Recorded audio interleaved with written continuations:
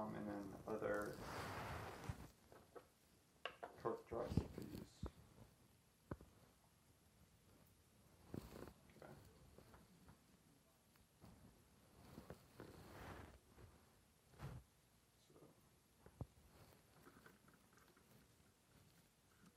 Okay.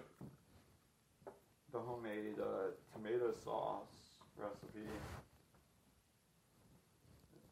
If you do a Google search on how to make homemade tomato sauce, this is 99 cents. 1 can of tomato paste. And with this one,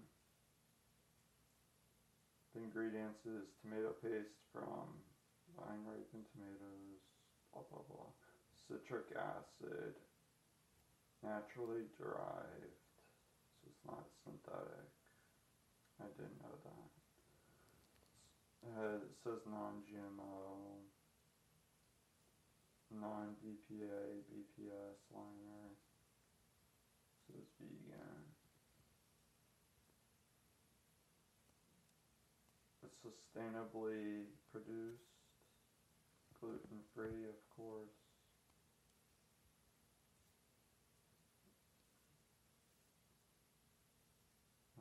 Recyclable, certified kosher.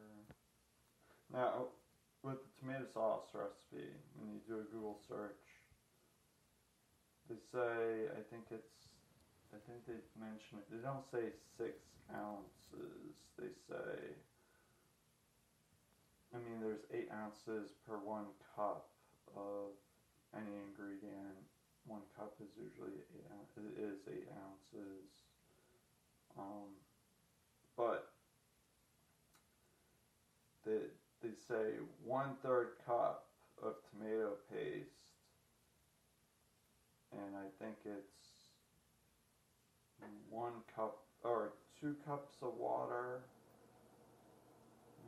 Maybe that was a bad idea. I went into this, but it's either 1 cup of water per every 1/3 cup of tomato paste. It could be 2 cups of water.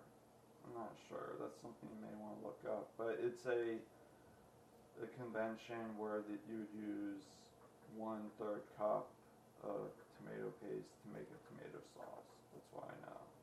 I didn't know that. So you just buy the 1 can, put it in your saucepan, stir up with the right amount of water. That converts the tomato paste into the basic foundational tomato sauce, and then you would include maybe 3 cloves of garlic, maybe I'd say 2 cloves of garlic.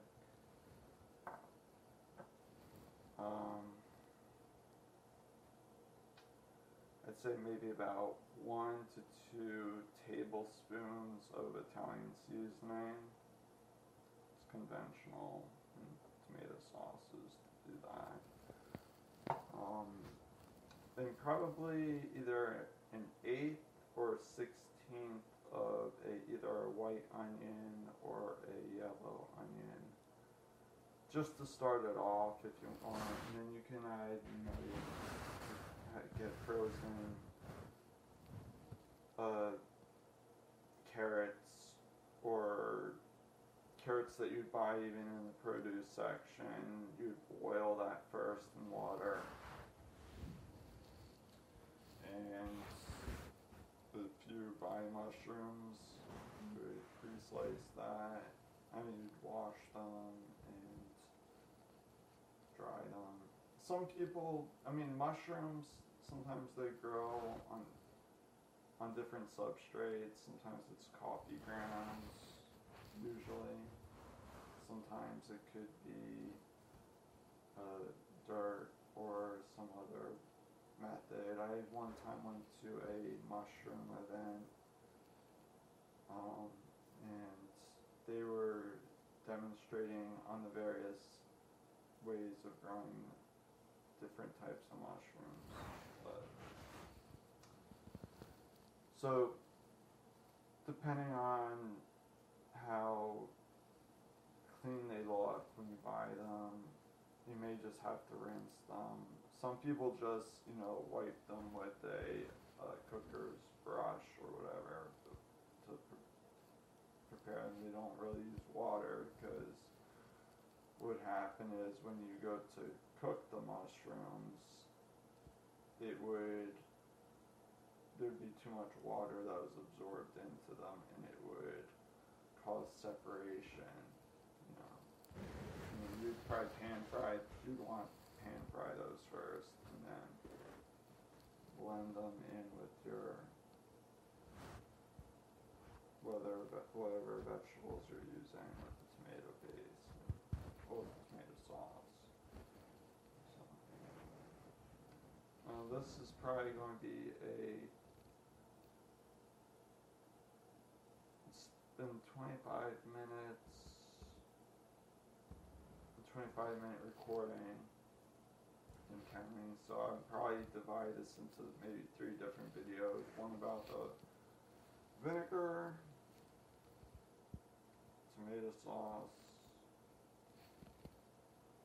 the tamponade, and reusing preserve jars.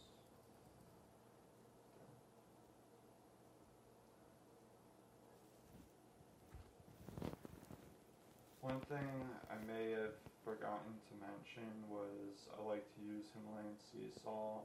No, it's not sea salt. It's Himalayan pink salt, and which is extracted from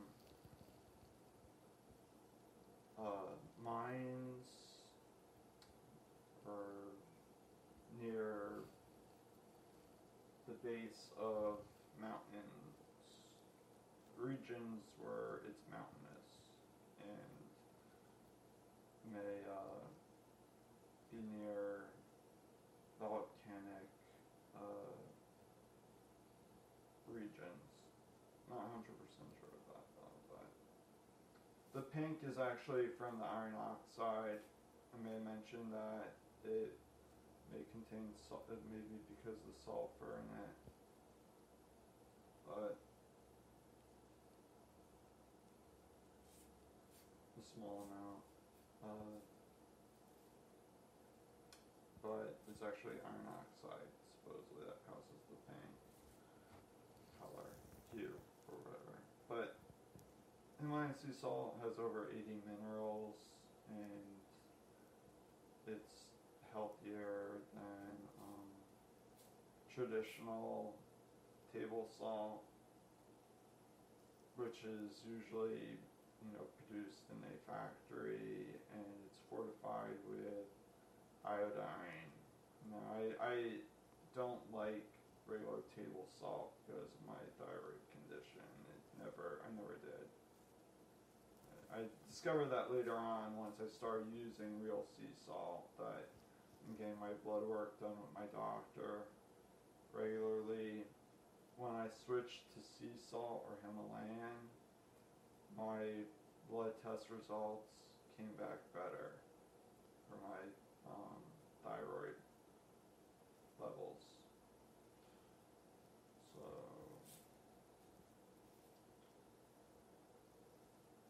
now, when it comes to preserving things, I may include about 1/3 tablespoon of sea salt in about maybe a 4th serving, or let's say 8 ounce, 1 cup to 2 cups of whatever you're preserving. I'd use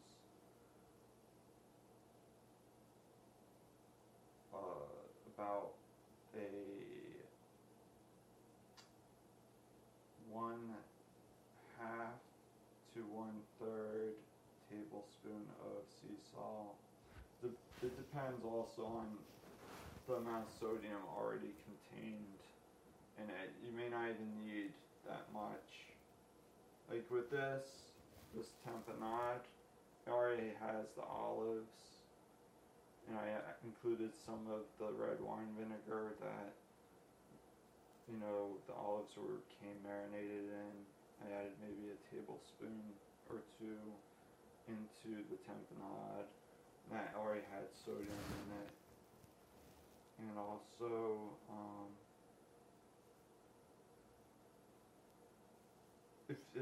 if your ingredients don't already include or let's say you add a vinaigrette as an ingredient to your recipe, like this, I'd add an extra tablespoon before, after boiling it down, if there's mushrooms, and then before refrigerating it, you'd add a tablespoon extra or two to the recipe that you're preserving, because the apple cider vinegar in it, the vinegar helps. But I wouldn't add any extra. I'd question on how much sodium you'd add.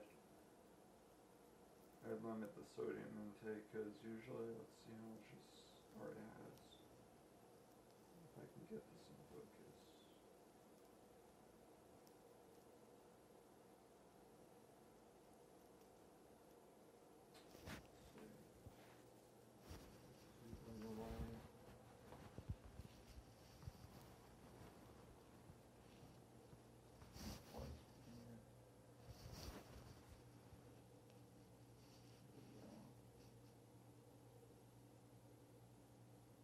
Sodium, 60 milligrams for every 2 tablespoons. So that'd be, if you use 1 tablespoon, that would be 30 milligrams of sodium. And since this is about, let's say, it's a little over probably 1 cup that would be stored. So,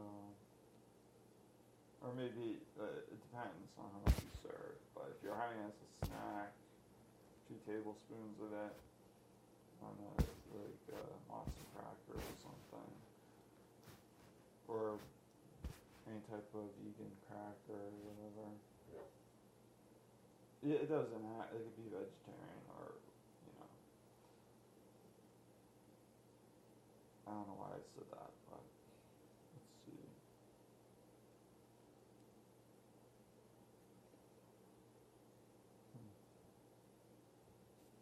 So just watch the amount of sodium you include. I mean, you don't have to, but just be a bit mindful of that, especially if you're gifting this to an elderly person and if they have to limit their sodium intake, that's something you may want to ask them ahead of time if they're on, like, let's say, if the limit the amount of sodium, may want to exclude